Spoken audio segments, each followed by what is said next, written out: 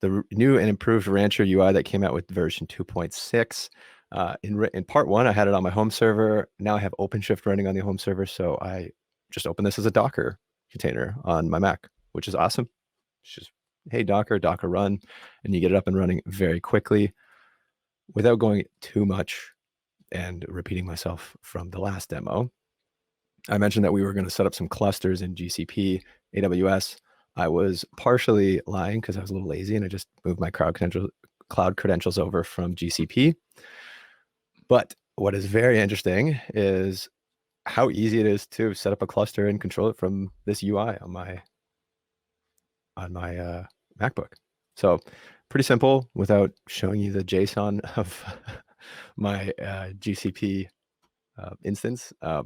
Basically create cloud credentials, Amazon, Azure, Google. When I went into Google, it's create a name, description, and then you're going to have to go into Google's IAM and create the service account that's associated with it. So you create a service account. It's going to give you a key.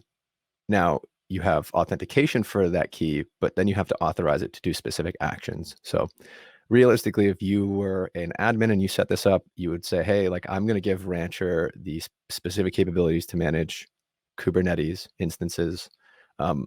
Also, you can create virtual machines and install RKE on top. So you can also give it permission to control compute instances as well, if that was something that you wanted to do. But yeah, pretty simple. Go in, cloud credentials, create a key, save it. When you create it in Google, you can also give it a time limit, obviously. So like mine's set to 30 days and then it's going to expire. It's also just so that I don't screw something up. And what's great, when I did this last night, it took 4 minutes. So we can just chit chat while I create this. But so we're going to create it in Google GKE.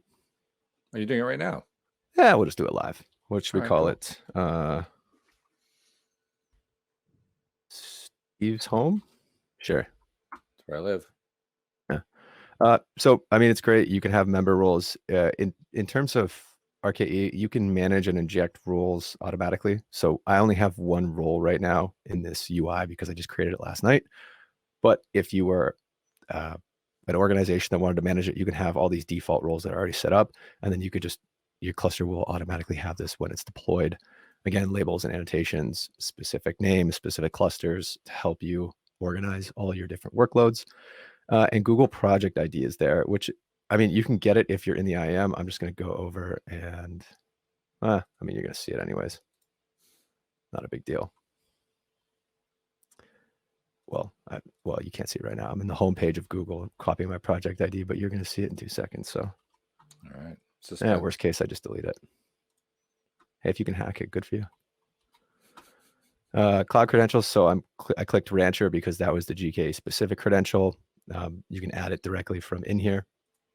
And then I'm just going to configure the cluster. So zonal, regional, I'm just going to click zonal US Central C. I believe it's actually one of the lower cost ones, maybe.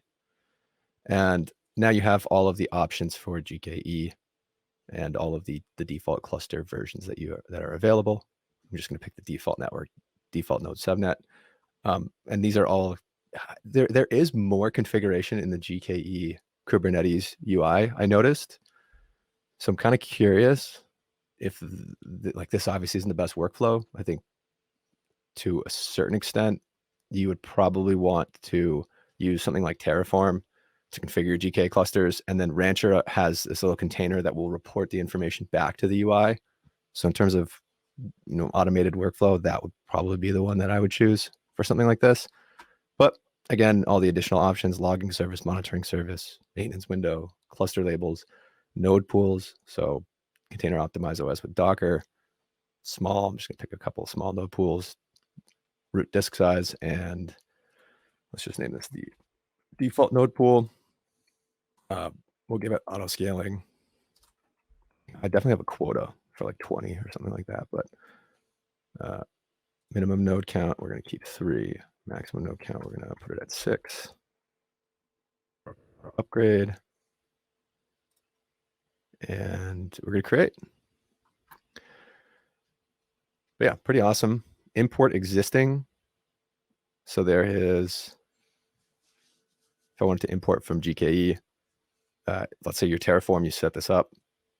this would be exactly how you deploy it. So you putting in the project ID, you're putting in the roles, and then basically it's just going to go use that Google project ID to get into basically the Kubernetes service and then pull the information, install its little container on your hosts so that it knows what's going on. Cool. Yeah. I Any missed questions? the import. I missed the import. What different platforms would it get from?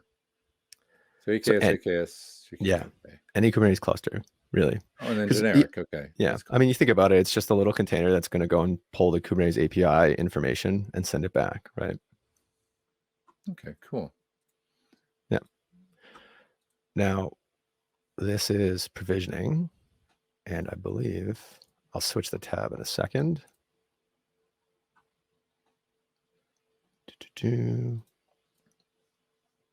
Wait, why can I not share? Oh, I got to unshare and then reshare with a different. This is kind of annoying. Oh, because you did the specific. Yeah, you can't just like switch back and forth, unfortunately, in the UI. But in StreamYard, yeah. But yeah, we're back, and there it is. No, it's a. Oh, yeah, there we are in Google. Okay, cool. Mm-hmm. So very interesting. Nothing running yet, right? Yeah, but that's awesome. So it just. So I guess what's the advantage here, right? I can be controlling. I can be truly multi-cloud. Yeah, I mean, the only challenge, obviously, is just because you can control Kubernetes from a different UI that isn't the Google Cloud Console, you're not getting the same flavor of Kubernetes, right? They all have different maintenance schedules and different upgrade cadences. So, I mean, not to my own horn, this is sort of the selling point for OpenShift, right? It's like one unified Kubernetes version across all cloud platforms. It's just costly, right? So big companies are willing to pay it. Smaller companies, you're not going to get the advantage out of it. Typically, like I think Rancher is really good for small, medium-sized companies, especially like you might have 2 or 3 Kubernetes clusters for production, 2 or 3 for dev or test, right? Like that's manageable, especially through this admin. It's like, yeah, okay, you have 9 clusters, and I can see all the admins. I can see the, maybe probably 50 people that interact in Kubernetes in my organization. Once you get to scale, though, I really would be curious what companies are using Rancher across their whole company. Because I guarantee you there are small projects where people are like, oh, like we really like Rancher, let's use it. I don't really see the use case at scale. Perfect, because that's what it's these questions we want to bring up, because as I said before this, and it's fine to say this because they said it, we can get some people from Rancher on the show who said once you've done the part 1, part 2 demo, whatever questions you have remaining, they're happy to bring someone onto the show and go through like this is actually how you would scale it, and maybe poke into some of the things that were hidden, because if we didn't cover it then and thought, why didn't you do that? It's right here. How did you not see this? Then they can do that for us. So we are going to get a guest from Rancher on the show in the next few weeks. Yeah, it's really funny because I have OpenShift running on the server, but my flavor of choice, the way I like to set it up is Ansible, Terraform, and Rancher, because it is that simple, right? That is the massive benefit of Rancher. And also, I realized that they have they've changed their marketplace a little bit, which that's probably my biggest question, because there used to be in the old UI, you go in the marketplace and you see all the apps. But Adrian talked about it because he said not all the apps are vetted, so it's like a huge library of things that you don't even know if it's supported. So they don't really provide value to the end user. But yeah, so they changed the marketplace a little bit up, and also there is the CD component, which I think is really interesting, because operationally you have the management UI. If you have the CD component built in there where you can plug all your repos in and then just inject code into the different clusters, I think that's a really great use case too. So yeah, true. Obviously with a little bit more manual provisioning. I don't really like true CD, but yeah, interesting.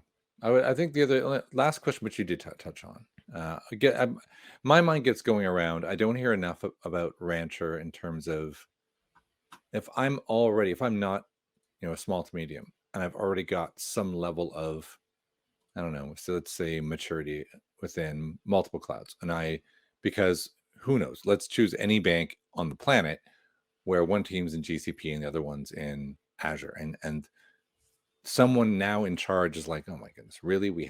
You're kidding me? We have Alibaba Cloud somewhere? Like, whatever. How do I unify that? And what's the fastest way to make that happen under one roof? Yeah. Is there a use case for Rancher to go, look, let's get some way for somebody to see everything that's happening?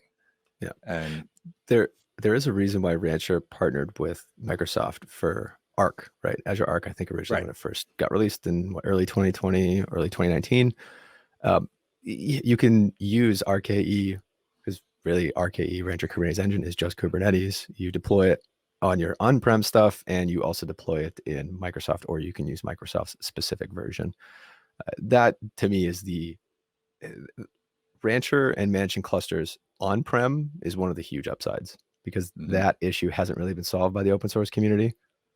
It's pretty much like you talk about on-prem Kubernetes, and you're either managing it yourself, which is a massive hassle. You're doing Rancher, you're doing OpenShift, or you're doing something like Tanzu, right? There's a couple others, but really, and those obviously come with a huge cost associated with them too, right? There's a back and forth. So let's say you're a smaller company, you have a bunch of servers, but your IT group is like maybe 50 to 100 employees, and you have all this on-prem hardware. It's a great solution for getting going with stuff, right?